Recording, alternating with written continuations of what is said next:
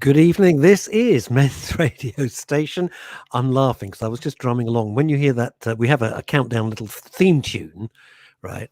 And it slows down. So as a drummer, I find it absolutely fascinating. The rhythm slows down. I'm Russ Kane, and in the other picture is the living legend that is Ollie Mammon. What's up, guys? And welcome to the ABC of CBD. Before we do anything else, I just want to say thank you to everybody. First of all, for us, Ollie's show, which I'm a passenger really, to be nominated for the best radio show, best podcast in the field of CBD. It's fantastic. This is worldwide, by the way. So what an achievement. This is week number 20.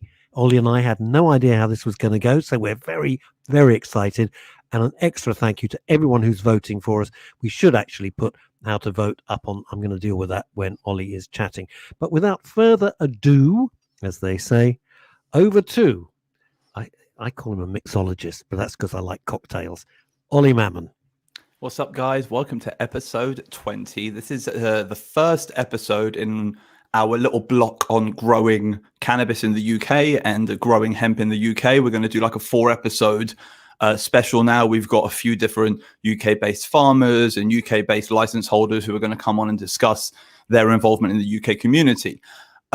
Before we move on with our episode, let's just get a quick word from our sponsors in, and then we can just dive right in. I'm sure you've heard before that good quality CBD needs to be really, really expensive. This is the new view of CBD, a product created by users for users, a product at an affordable price, available everywhere, at any time, at the simple click of a button. Just CBD and MCT oil, no additives, no preservatives, and no flavor enhancers. It's a simple subscription-based service, the cleanest possible CBD delivered to your door for the lowest possible price. Your product, your rights for the lowest possible price.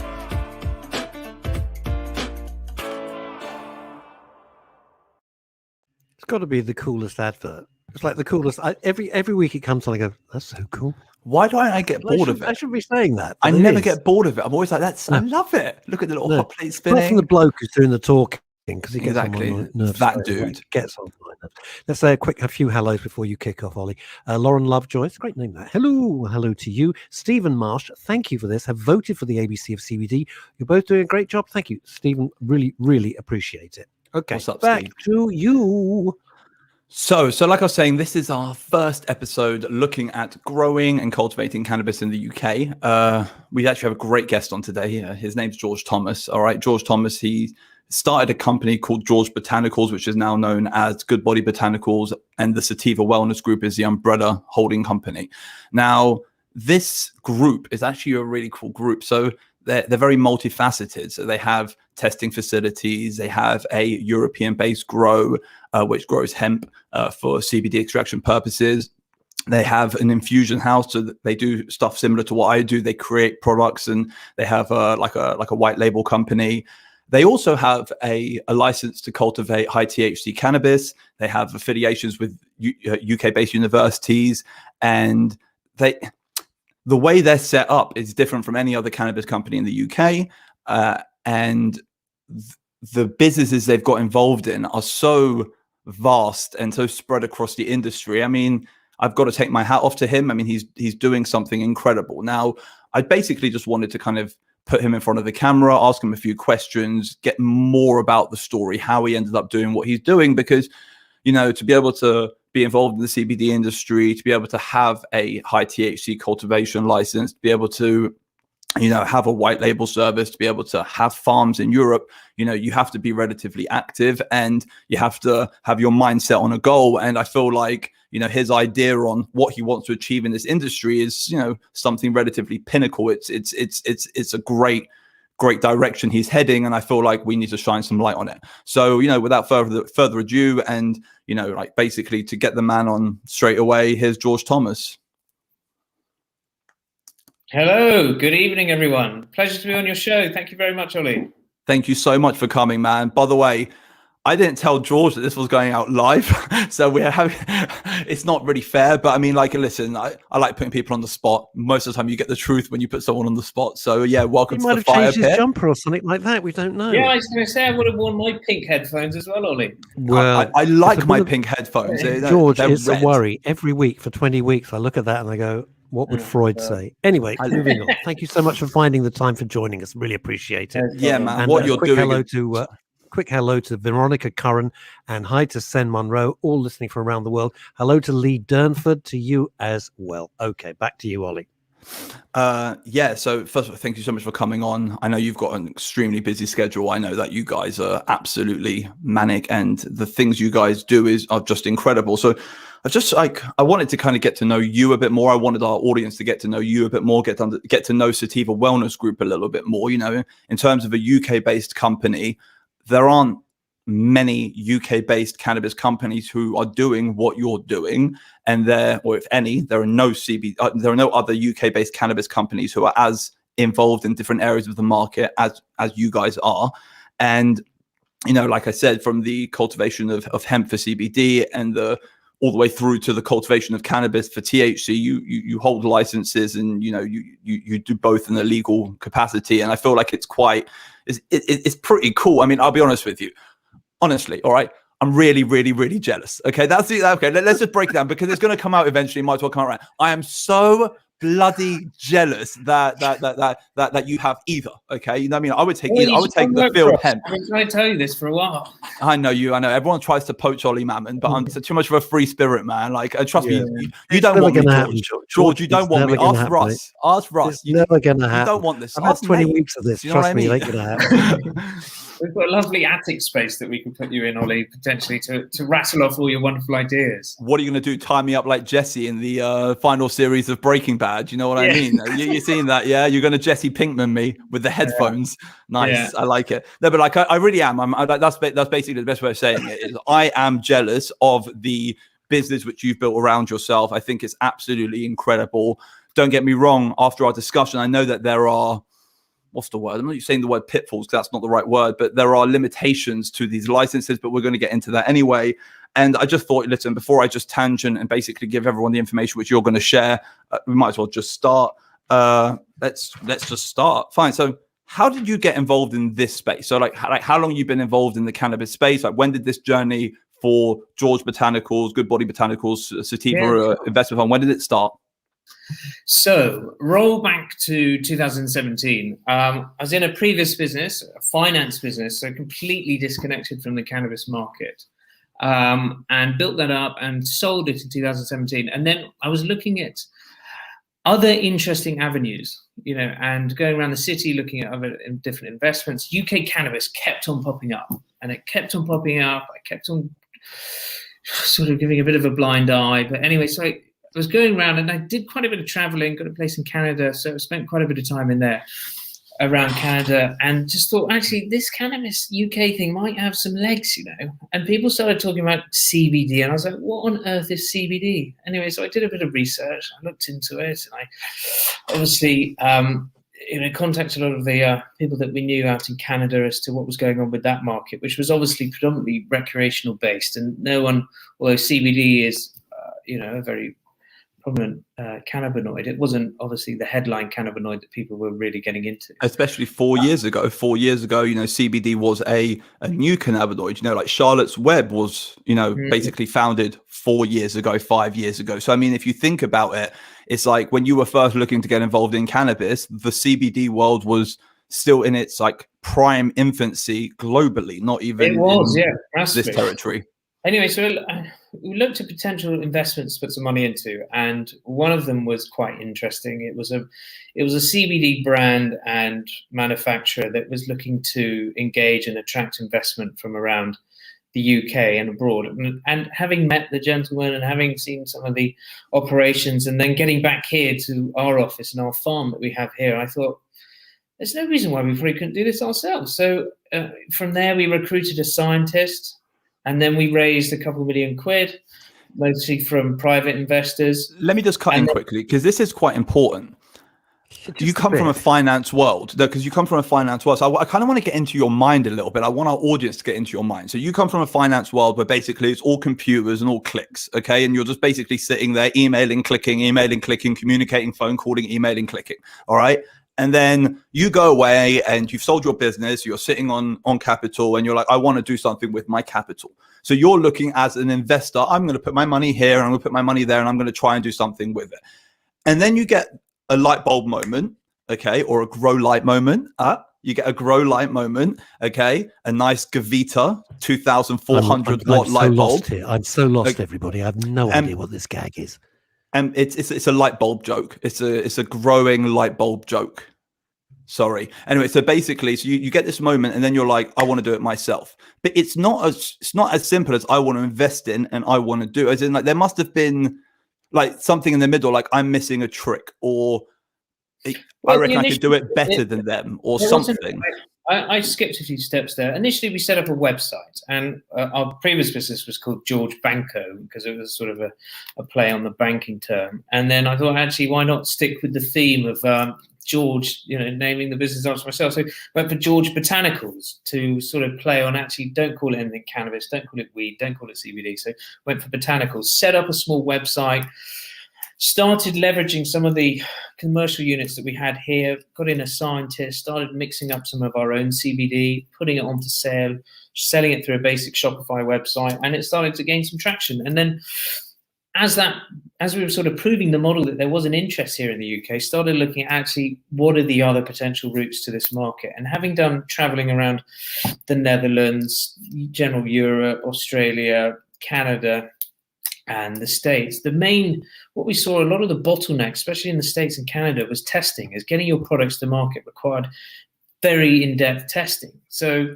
we thought, actually, no doubt the UK is going to see the same issue. So what we did, we purchased £500,000 worth of laboratory equipment from this lab that was about to go bust, and took on one of these top scientists who then recalibrated all the machines and came up with methods by which we could test different cannabinoids, which have been refined over the last 3 or 4 years, which are now just market leading. George, could I jump in? George, could I jump in? Because I'm fascinated. This incredible. You're taking a punt on a business that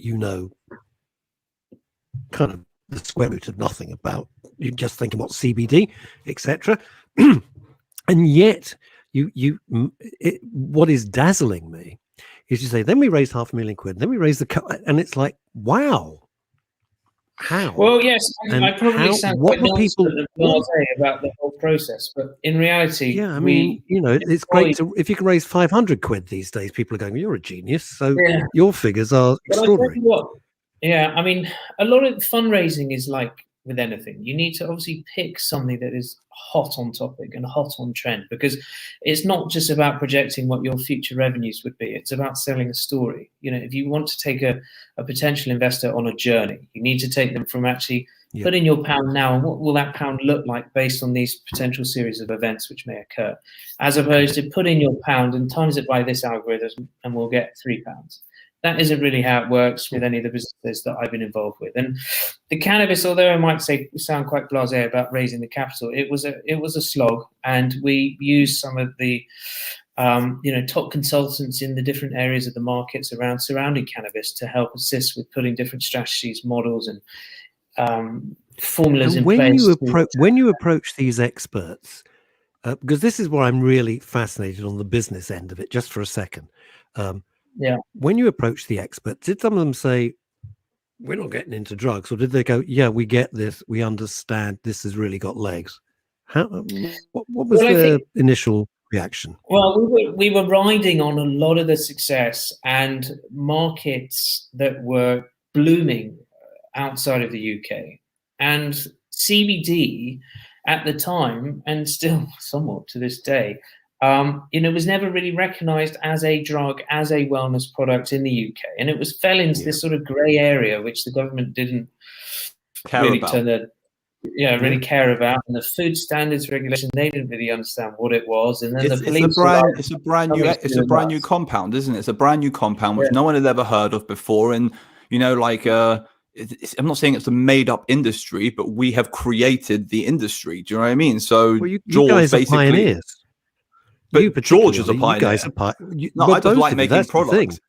George manages to convince other people to get involved in this industry. I mean, that's incredible. He manages to convince normal people, not even like cannapreneurs, you know, like people like us who want to get involved in the cannabis industry. Talking about, he gets normal people who invest in normal things to invest in cannabis. I mean, it's incredible.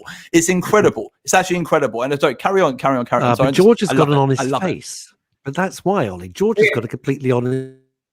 George sounds, well, he sounds like he knows what he's doing. Okay. Yeah. Also, he comes from that finance background. Listen, I told you the dude's interesting. Okay, look, I told you. But I think to answer the question that probably many of your viewers and listeners are wanting to ask, I did not get into this industry through any cannabis enthusiasm or relationship to CBD or any recreational side of that part of the industry. Not because I have got any strong thoughts against recreational cannabis and or obviously CBD use, but I came at it from an entrepreneurial business side, but was quite quickly flabbergasted by the scope of this industry and some of the incredible impacts that it was having on people's lives. And that's really what hit the nerve and quite quickly built my enthusiasm when rallying around the city to raise funds. So it snowballed from what was an intriguing initial seminar to, hang on, let's run around the world. Let's have a quick look at all the different markets. Let's look at actually where we are in the UK right now and put an infrastructure together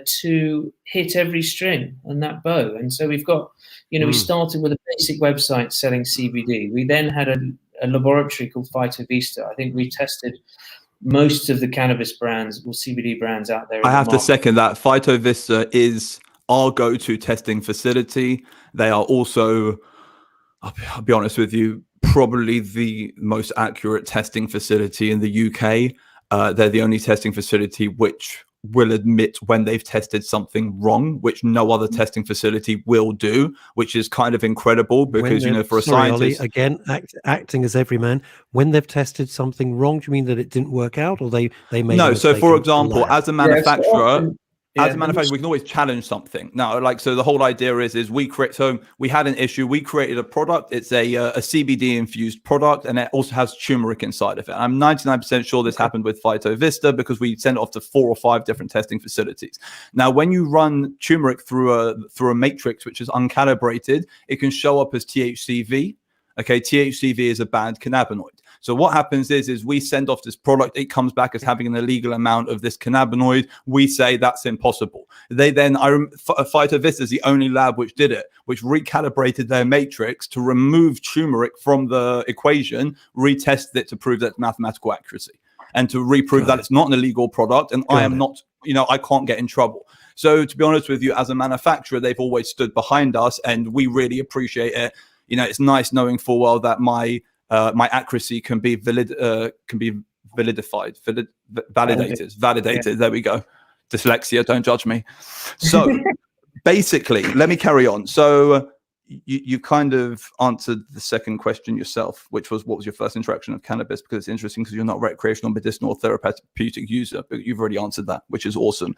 Started the company was 2016. First piece of the puzzle was the thingy. Fine. What's your driving force now? So originally it was make money. Now, because I understand it, so your first driving force is let's get involved in this industry. I've seen so many people get involved in this industry and break and disappear from this industry. It burns people out more than any other industry I've ever seen. If you think the banking world is hard, the cannabis world is hard. And what I don't understand, I understand why your original driving force was investment. There are loads of investors who got involved 4 years ago who are not involved anymore because they lost a hell of a lot of money. What's your driving force now? Because it can't just be the same capital financial driving force that you had a few years ago, because if not, you would cash out and move on to something else because you're probably up. Do you understand what I mean? I think we've still got a big journey in front of us, Ollie. We obviously came at it from a commercial reasoning. But as part of that, we've used a lot of our investment to really broaden our approach to this industry in the UK and leverage a lot of research that's been done either by ourselves or by other party states around the world. So, like we've discussed, we've got the revenue generating activities, which are the laboratory, which is the white labeling function of the business, which is driving our brands. But then we also have, on the other side, we have our cultivation in the UK here. The hemp growing activity is purely research based. It's a small couple acre plot where we just sample different hemp strains that can be grown in the UK environment. It's a cost driving exercise. It's nothing that's going to make us rich. And then we cultivate high THC. We have a license to grow only 15 plants, which might sound quite trivial, but it gives us enough data to grow different strains and try different lighting infrastructures, humidity infrastructures, light cycles, all sorts. And we partner with the King's College London doing that. Let's go back a little bit before we move on to the cannabis and the research. I want to go back a little bit. So what I wanted to ask you was, because you're now on like question 10, so you've gone way too far. No, it's okay. It's okay. So let's go back a little bit. Let's take a few steps back. So you're actually, okay, so this is quite important. So you have farms in Eastern Europe where you grow and cultivate hemp for CBD extraction purposes. That is indeed correct. So we started life as Sativa Wellness Group or Sativa Group, and within that we have several brands: Phytovista, the lab, Good Body, which is our retail product, and then we have our research elements too. What's your research company called? Sativa Cultivation Extraction and Sativa Research Group. Amazing. Sativa Research Ltd. But then recently, so this summer just gone past, we never really had any. We alluded to being seed to consumer, but in reality we weren't really, because the stuff that we were growing was for research purposes and did not follow the path of plant it, extract it, put it on the shelf to sell CBD products. Do you have the ability to be seed to consumer? So now we do. That's very cool. As of this summer just gone, we did what's called a reverse takeover with another public business called Still Canna Incorporated, and that's a Canadian-based business. Now it's a Canadian shell that did I think it was a $30 million fundraise a couple years ago, and they went out to Poland and Romania, and they bought vast farms and tractors and made bespoke hemp harvesting equipment and just created the most phenomenal extraction facility. And you can see a link to that on our YouTube page. And you walk in there, it's like your wet dream, Ollie. It's like it would blow your mind. I hate you so much, you know that, don't you? And then like every minute, I'm watching the time tick by. I'm like, I freaking hate this dude. I hate him. I hate him so much. I hate him. I hate him. George, you realise as the time ticks by, Ollie is getting nearer and nearer to going to your attic. I can feel this. I'm thinking, all right, how do I get George's dad to adopt me as his son? That's what. How do I become George's brother? Do you want a brother, George? Do you want a brother? Do you want a son? I'll be your son as well. Seriously, I'll go either way. No, so carry on. So anyway, so this plant in Poland is just fantastic, and as part of it, we've got another plant in Romania, but we're in a sort of JV with another grower on that. But as part of what's called a reverse takeover, so technically they bought us, but we have more shares, so we now own them. It's a bit complicated, but in basic purposes, we bought this great extraction facility and farms out in Poland. And that now allows us to fully control the supply chain, from putting the seed in the ground, to growing it, to farming it, to harvesting it, to extracting it, to cutting it into biomass, plugging it into the machines, swilling it up, distilling it, and creating isolate, distillates, and other products. And then from there, will that be novel food compliant? Yes. So as part of this great traceability and full ownership of that process, we now then bring that over to the UK, and then we use our filling and mixology department to create all of our wonderful products. Now, as your viewers may be aware, and as Ollie is well aware, there's this novel food piece, which is actually it's a fairly poignant day. Well, not poignant. Poignant's probably the wrong word. It's a very prominent day tomorrow, because tomorrow is the deadline to get in your what's called dossier. So technically, if you follow the letter of the law, as of tomorrow, There are no new CBD entrants to the market. No new brands are allowed to come to the market, and you must prove, for example, that your product was on sale prior to February 2020. And as part of that, we've had to complete a novel food application, which is a very detailed analysis of your products that are on sale, how you make them, what goes into them, a defined SKU list of what products you make. And then they have to go into testing, and they get rigorously tested to ensure that they're safe for consumption. And we're also part of a consortium of companies called the ACI, which gives us access to genealogy and toxicology testing as well to further support our application. So it suddenly got from, everyone's creating CBD in their back garage to actually the FCA, the Food Standards Agency, have woken up and thought, oh God, this is a mega industry. We've got to start regulating it. And they are putting down hard. They are coming in hard. Putting the onus on us as manufacturers to ensure that there's utmost safety and responsibility on every part of the manufacturing process, which is good for us in some respects, because there'll be a great consolidation of companies out there. It will ensure that there are only a certain amount of manufacturers. So being partnered with Taylor Mammon, for example, is fantastic, because it gives them further ability to produce foodstuffs through a licensed manufacturer like us now. So exactly. It's good for us.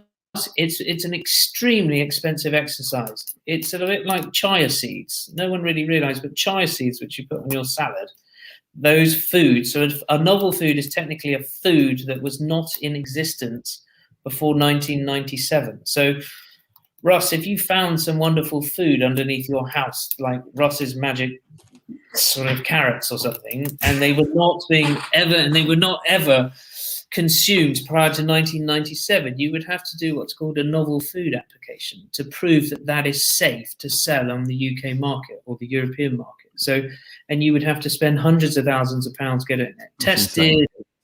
Yeah, it's a headache, but it's good, and it's what we've been really calling for the last couple of years. I've got a question for you. So, as someone who's gone through the process, which we're going to move on to now, of going through novel food, and someone who's also gone through the process of applying for a high THC cannabis cultivation license, what's been harder, to maintain the business which has been in existence for the last 5 years, or to produce a cannabinoid which is completely illegal and, controlled in the UK? What was a harder license to go for? As in, what was a harder process? Well, that's a good question. It's a good question. Well, luckily, we employed our director of regulatory affairs deals with all of our Home Office applications. So we have 2 Home Office licenses here in the UK. We have one to grow hemp, which we, I think, achieved in 2018. I think we were the first. Well, we were number 14, I think, on the list, and 7 of them have been producing hemp for many years, and some of them were licenses which were null and void. But anyway, we were one of the first in a long time to get a hemp growing license. And really, we did it out of interest to see how hemp would grow outside. We never thought that we would be able to grow hemp and extract CBD. I think a common misconception of a lot of people in the UK is if you can grow hemp, then you can distill it and turn it into CBD. But the Home Office strictly forbid anyone extracting CBD from hemp. Yeah, as Jamie Bartley's brought up several times, we've covered that, like about how the farmers' hands are tied, and how you have all this biomass which needs to be destroyed, and the most valuable parts of the plant in regards to CBD aren't even allowed to be cultivated or used in any capacity. I don't know if you saw it, Ollie, but I did a big piece on BBC Country File about it. I don't know if you not I actually didn't. I feel really bad. I'll go and watch that. I'm sure I can catch it up online. See, that's your invitation to the attic completely out the window now. Yeah, you feel really bad. You should have lied. Yeah, I loved it. I never lie, Russ. It's like a curse. Let's say hello to a couple of George. I'm going to give you a little break for a second. Let's say hello to some of our listeners and viewers all over the world. Eve Phantom, crazy name, crazy gal. Hello, Ollie. Hello. I had one of your lovely CBD oil bath bombs this morning. Amazing. How was it? Well, I don't know. I can't ask her. You can ask her. She'll respond. Eve, how quickly. Was it fabulous? And let's go to Lee Durnford now. You wouldn't know George, but Lee Durnford works for an enormous, huge company. With Lee, I'm sorry I haven't called you back this week. It's been on my list. I promise you I will call you tomorrow. I'm so sorry. Okay, I really am so sorry. I literally just realized I will call you. Lee, okay? I can only apologize, but his name's Ollie Mammon. What can I do?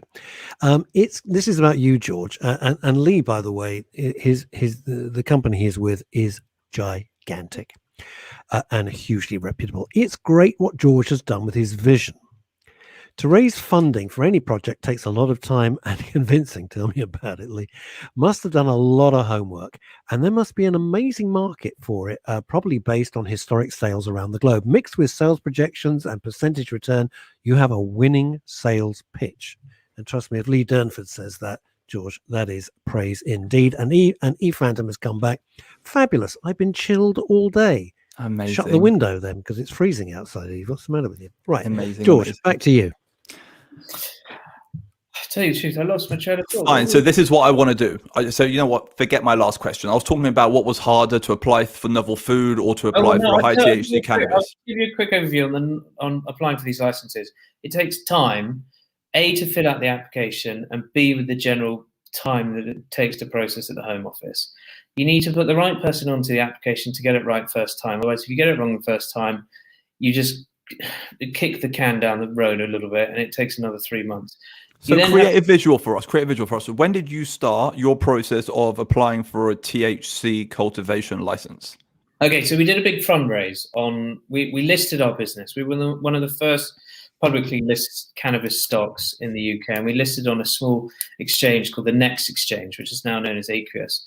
And no one thought we would ever get on a publicly listed market, but luckily we went to see the chairman, and it turns out the chairman unfortunately had a tie with CBD because his nephew struggled massively and was having a spate of fits, and CBD was the only thing that actually helped control that. And so it was a perfect sort of connection to what we were doing. And it's called fate.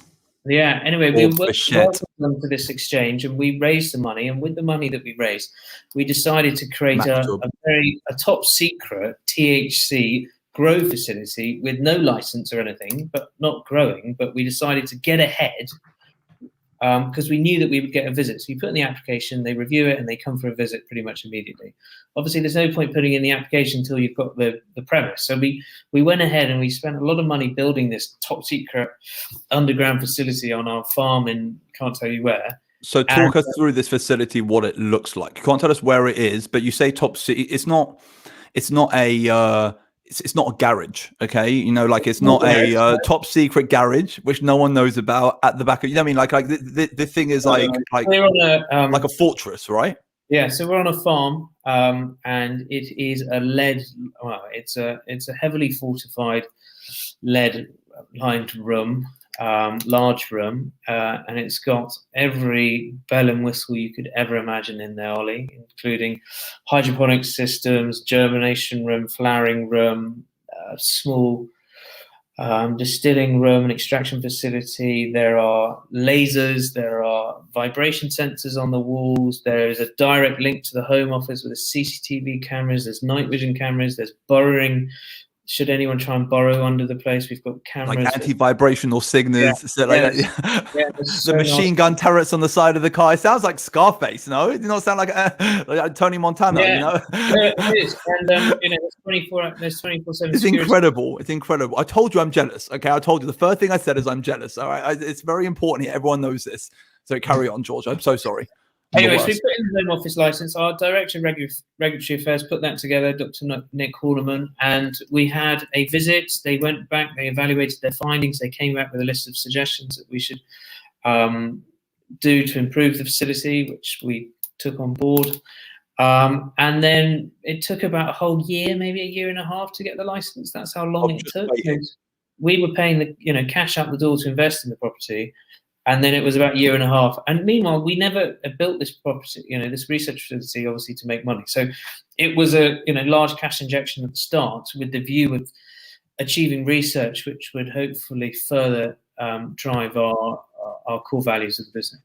Now, George, can I ask a really, what might appear a really dumb question, but hey, that's my role. Yeah. Why does your facility have to be, James Bond, Austin Powers, so protected and secret with all this with Dr. is it the Evil's value of the equipment or No, you know, that's a protocol? question. And to tell you the truth, it's because of the perception of this facility. It's criminal activity. They are going to try and break in and steal your cannabis, thinking that it has some massive street value. But to tell you the truth, the hydroponic system that's in there, which would never be stolen, touch wood, would far outweigh the value of the street value of the 15 plants that we have a license to grow. So it's really, and it's also to satisfy the Home Office's policies, of which let me just point out, and not speaking badly of the Home Office, but you've got to remember that they don't grant many of these licenses, and they don't really have a department that deals with this stuff. The department that we were dealing with a firearms licensing department, that just puts into perspective the sort of resources that are put in place to handle these things. You must be George, relatively empathetic. putting your Sorry, finance hat on for a second. Now, Ollie last week absolutely blew my socks off when he announced that a UK company in the field, which you boys are, GW, had just been sold for 5.3 billion. If I got billion, 5.3 billion. So you suddenly, I sat up and thought, dear God. And now you're dealing with, somebody who's, got half a department there and half a packet of digestive biscuits. Looking at all of this, it's extraordinary. It looks like the growth of the industry could be phenomenal. And as ever, governments of any persuasion and description are fighting to catch up. Yeah, I mean, GW Pharma are a very unique business. They started life manufacturing tomatoes and sugar beet, and as the demand or their business changed, they had these vast, just football fields of conservatory space. Well, let's call it, excuse the slightly crass expression, but they're just massive glass warehouses, which would otherwise be growing tomatoes, I think it was, and they were farming sugar beet on, and this is up, I think it's Norfolk, one of the flashiest places around. They were growing thousands and thousands of acres of sugar beets, and I believe the processing plant that they had was producing, as part of trying to create the sugar out of sugar beet, it creates so much excess heat, which was otherwise being just thrown out of the chimneys. Sure. They then filtered it into their glass houses, which then warmed up the plants. And they were, I believe, and don't quote me, they were manufacturing tomato plants year round using the heat from this sugar beet plant. And for whatever reason, they stopped doing that, or they looked at doing cannabis. So the cannabis that they grow, of which GW Pharma is, I think, the largest manufacturer of cannabis, THC cannabis in Europe, I think it is. In the world. Wow. So there was a mathematical equation recently, all right, which came out, and no one really knows if it's true or not, but it's come out. So if you take the largest grow area of California, which is a place called Humboldt County, all right, and you take all of the square foot of grow in Humboldt County, GW had 3 times more space. Wow. Which I don't really see how it's possible, because my mind can't see how a little place in Norfolk could have as much as an entire space in Northern California. But I mean, that's the mathematical equation which they came up with their yield. 3 times more than the largest producer of cannabis, than the second largest producing area of cannabis in the world, which is insane. Look, they've done extremely well. But it's been a closely guarded secret, for many years. I'm sure if you approached 100 people in the street, they wouldn't know that. And yeah, they've recently been sold. And they do extremely well from the pharmaceutical market and cultivating cannabis, and unfortunately, no one, apart from their license and the couple of other THC cultivation licenses, of which are mostly for research purposes and are a very minor scale like ours, there are no other producers, and I don't think that they are in any desperate rush to grant any more licenses to grow cannabis. And George, can you just explain this to our listeners? So you talk about research purposes, all right? And I want so I know what you mean by research purposes. It means that it goes to a laboratory. You're thinking about those confiscated rooms in a police department where it's like research department. So I actually have a friend of mine who's a police officer, and I beg him for the key to the evidence locker every time I see him, he won't give it to me. I'm like, just lend me your card. It's fine. Yeah, it's not that sort of research, unfortunately. Why not? So basically, I understand what you mean when you say research purposes. Go to university, then they do their tests on it. They'll give it to lab rats. They'll give it to this. They'll give it to that, and they'll research it that way. Mm. One thing which we spoke about is, because you said this, you said that you were working with King's College London, right? That's who you were working with. You're working with King's College London, and that's where your extracted cannabinoids were going for the research. And then you mentioned to me that because of COVID and because of the recent year, research into cannabis has actually slowed down, and the last harvest you produced didn't actually go to the research facility because they didn't want it. That's right? Yeah, we've had an unfortunate chain of events due to COVID-19. We harvested our first crop, which was successful, and then our second cycle, we harvested it, I think it was February, the end of February, and then we distilled it into the raw THC and the CBD, and it was all ready to be picked up by the armed guard that was going to take it to London. And that morning, I think the guard was due to pick it up. We got it, obviously COVID broke, and the laboratory at King's College shut. And so it put on hold all of our plans, which ironically we were looking into the THC and CBD interaction with certain respiratory diseases, which is obviously slightly ironic given the respiratory virus that is currently going around the world. But so that sorry, carry on. No, so we still have stock of a lot of that product. The biomass that is created as a waste product has to be incinerated at great cost. But yeah, and we're due to hopefully re-engage soon. But we're stuck like a lot of businesses. It's annoying though, isn't it? It's annoying because what happens is so this is what I was like. So we had this conversation on the phone as well. It's that idea that so we've heard stories from a lot of patients, okay, and all these different patients, they end up going to these medical care facilities and they end up getting cannabinoids which don't come from the UK. Now, theoretically, bringing another story, Dr. Callie Seaman was talking about how there's no research being done on people in the UK, and how the UK doctors are not keeping any research about what cannabis strains and what ratios work for what people. We're one of the only countries in the world who have a medicinal cannabis system, who are not monitoring and governing their patients and seeing how different strains interact. Also, all of the strains taken by patients in the UK, I'm pretty sure they're all imported. Everything comes from abroad. So you've got like the Bedrocan kids, they're all taking stuff which comes from Holland. Most of the extracts which are used, they come from Canada, they come from Israel.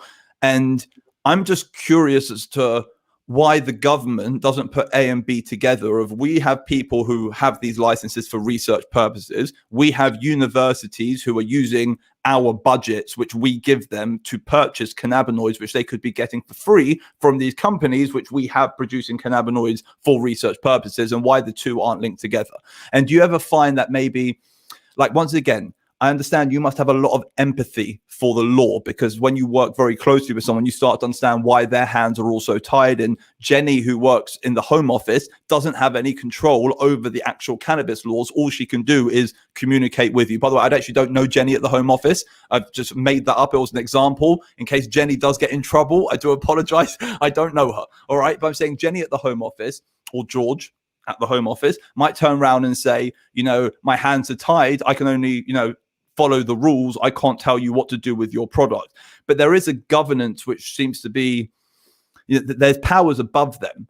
And I'm just saying, like, does it not annoy you that you're sitting there with a product which can't be used and you can't carry on your cycle because it just won't be used? Is it not a bit frustrating? It's desperately frustrating because looping back to the Home Office licensing, is that you have to strongly propose the reason for your grow. You can't just put research purposes, because, what does that mean? It's research purposes with King's College London, right? How are you going to transport it? What, policies and procedures you're going to put in place to ensure that it's safe, transported correctly, there's no wastage, there's no loss, there's no shrinkage. Yeah, so, it's a very difficult exercise. And yes, and of course, I'm completely beat up that we can't do anything with it right now. I would love to be engaging with other members of, the research fraternity, around the world to ensure that, we are consistently developing new,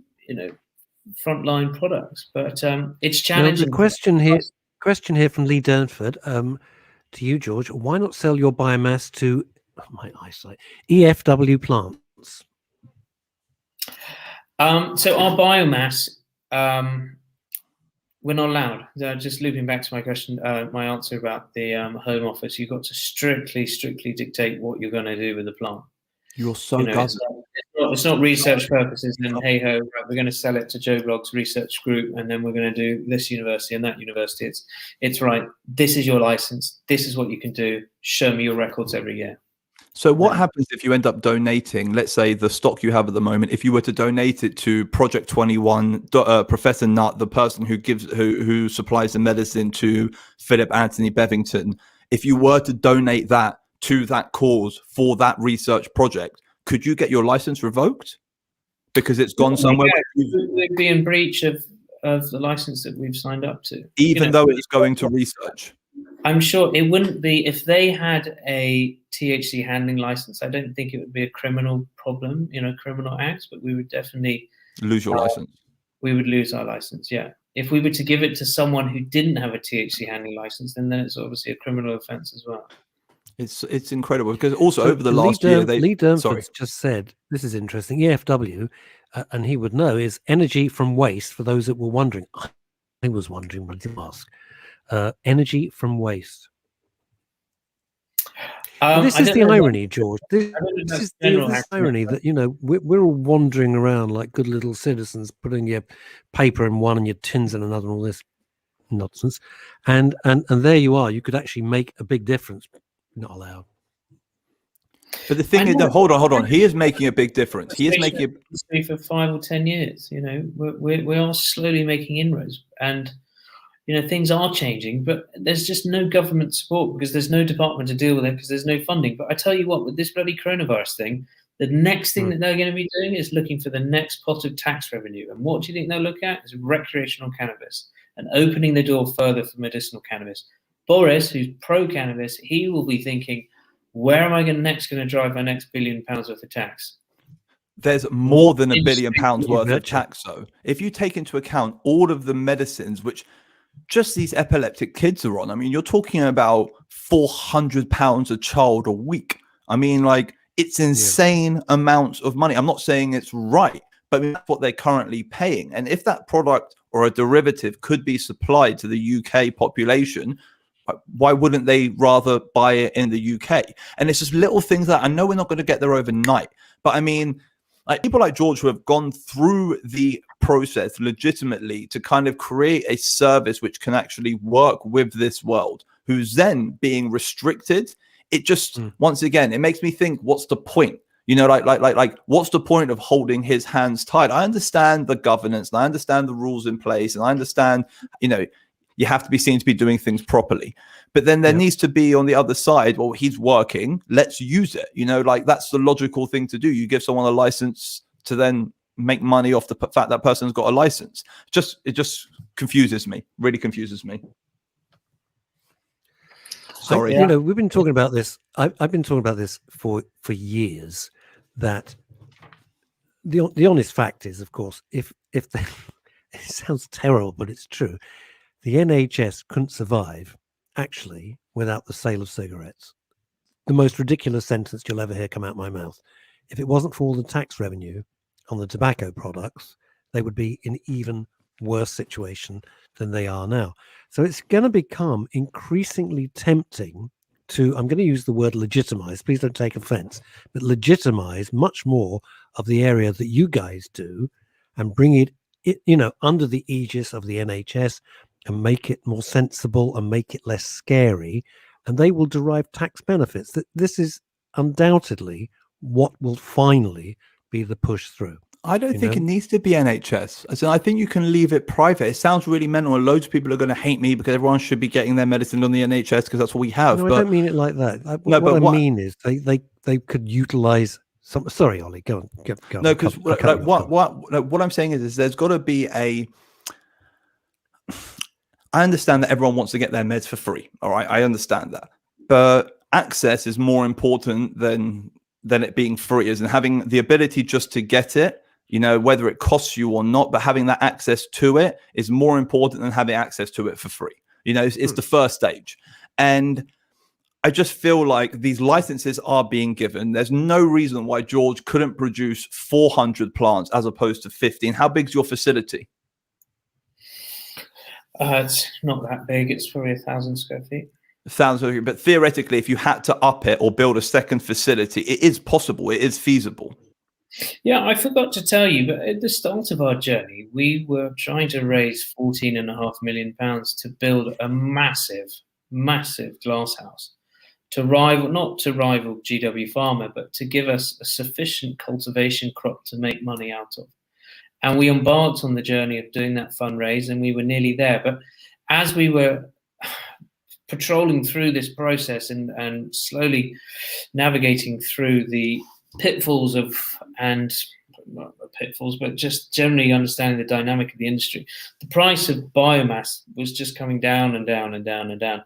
And as our spreadsheets were getting bigger and bigger and bigger and more convoluted, the main number at the end of the price of cannabis per ton was falling and falling and falling and falling as more people around the world were getting on the bandwagon, and we had to pull the plug. And it was a shame because the site that we chose, and we signed an option on the site, was sited next to one of the UK's largest biomass digesters. So it would take all the waste from Tesco's in the south and lots of other farmers, and it would go into this digester, and all this lovely methane would come out of it, which would be burnt and then heated.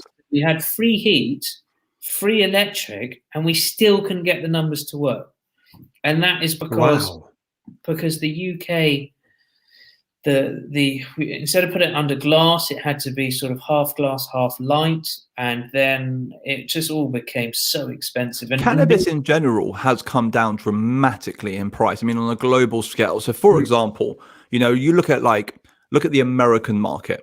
All right, if you look at retail, prices are expensive, but you look at like wholesale pricing and mass production pricing, and prices are really cheap. I mean, like cannabis as a crop it's a cheap crop to grow.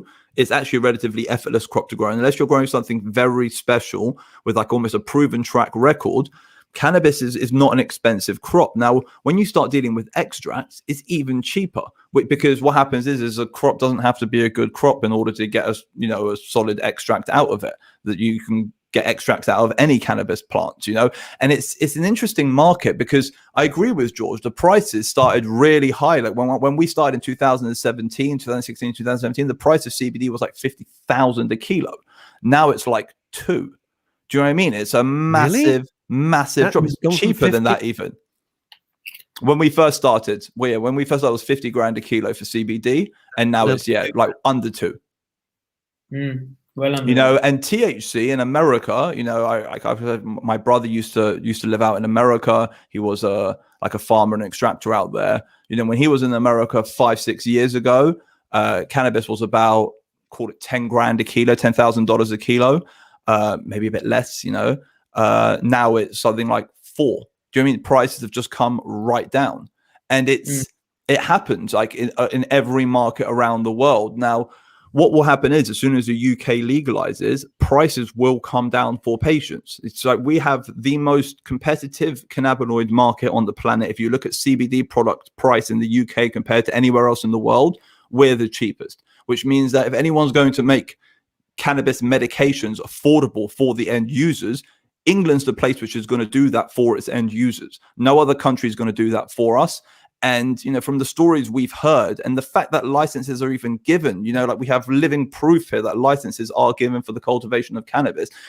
The government should understand that it's missing a trick, matching up two people from the population, matching up the Georges with the Tanines. Do you know what I mean? Yes, and that's £1 million quid. That's £1 million quid a week for them. Do you know what I mean? From each one of the Georges and each one of, they get 100 of you guys. There's no reason they can't make billions on a yearly basis. And do you understand what I'm saying? I'm rambling a little bit. It is coming. The gears are moving very, very slowly. And there's lots of great lobbying groups out there, like the CMC, the Centre of Medicinal Cannabis, they're making real inroads into pushing and lobbying in the right direction. They've got some real figureheads that are connected to CBD in unfortunate ways, but they're doing a fantastic job, a really good job. But COVID has really, we had great momentum as a business a year ago, and things have stalled. Our retail business, we had some great major listings lined up with supermarkets, and they fell away. Just because everyone cocooned themselves and research cannabis. Could it be, George? Could it be that if we ever get out of this freaking nightmare and life gets back to some semblance of normality, could it be that there'll be a boom in all of this? It'll be like the Roaring '20s after Prohibition and all of that, and everyone will just say, "We're just going to." Yeah, like I said, I think the taxes are really going to be the potential taxes that will drive this. I think Boris will wake up to quite quickly. Otherwise we're going to be in a massive deficit for the next however many years, and however many times they try and sell that debt. I think we need to really look inwards as to actually what potential markets and new markets there could be. My on-air partner, you will get this, George, more than most, and please, if it's wrong, obviously make me look daft. But when there was the big crash and Black Wednesday, whatever it was called, right? The end of last year was when it was finally paid off, right? And that was nothing compared to what's happened to the economy. And I'm not being crass, because human life is above any balance against money. But what I'm saying is the economy has been destroyed, and this will last for decades. This isn't going to be a 2-minute wonder fix. But in perspective, that the great crash of 10, 13 years ago has only just been paid off, and that was nothing compared to what's happened in the last 12 months. Nothing. I think the bounce back will be a hell of a lot quicker. Obviously, the main focus in 2008, the main key items that were driving that was subprime mortgages out in the States that really started the snowballing effects of that. But which had a consequential foundation issues on the economy. What's happened now is that things are dried up, and consumer confidence has weakened. But I think we'll bounce back, and we'll bounce back quickly. The focus right now isn't on the economy. The focus right now is on the health and well-being of the public. And once that improves, I think things will lighten up very quickly. If you think about everything that is otherwise predetermined by lockdown rules, there's no reason why we won't spring back. Yes, there'll be a long chain of reactions to get some of the slower moving industries moving, but everyone's going to be straight back on the horse trying to do deals. I agree with you, George. I personally think we're going to come out of this kicking, because that's another thing. We're dying for it. We're dying for bars. We're dying for clubs. We're dying Probably for not shops. the best phrase, by the way. What? Yeah. Probably not the best phrase. What? Dying for it. No, fine, but you what I mean. Like we're craving it. We're craving it a lot. Appetite for. And like consumerism in general. I mean, like I think that we all miss it. We all miss it. It goes through the roof. I think it's going to blow up again. I think it's going to be like, I think as soon as the world's allowed to start living, it will live. Don't get me wrong. There are issues, but I also feel like people need less now, which is kind of nice. They need less, but they still want more. So I reckon that there'll be a good balance going forward, but I feel like everyone's going to be okay. I agree more with George that there's going to be more of a bounce back. Disagree with Russ. No, I didn't say that. No. I use the phrase, Ollie, the Roaring '20s, because I think, the more you hold people down, no one can see anybody and all the rest of it. I'm going to put it into the entertainment industry, and and its biggest interpretation. Yeah. I think it's going to be huge. I think if they can sort out the mechanics of it, it'll be huge. And if they legalize cannabis, it'll make it even better for our George. It'll be incredible for you because you're already set up. I have a question. Over the last year, have you found that the CBD's obviously been more ticky? Is ticked along quicker than the THC? The THC just stopped in March, didn't it? Yeah, I mean everything THC related for us just ground to a halt. When do you reckon you're going to start that up again? Soon, really. Post lockdown, I think everything hinges on lockdown at the moment. The students aren't going to the university. The Home Office, firearms department are mostly furloughed. There's not a lot going on. We're running out of time very quickly. There's a very good question from Lee Durfin. Just sneak this in. What's your website, George?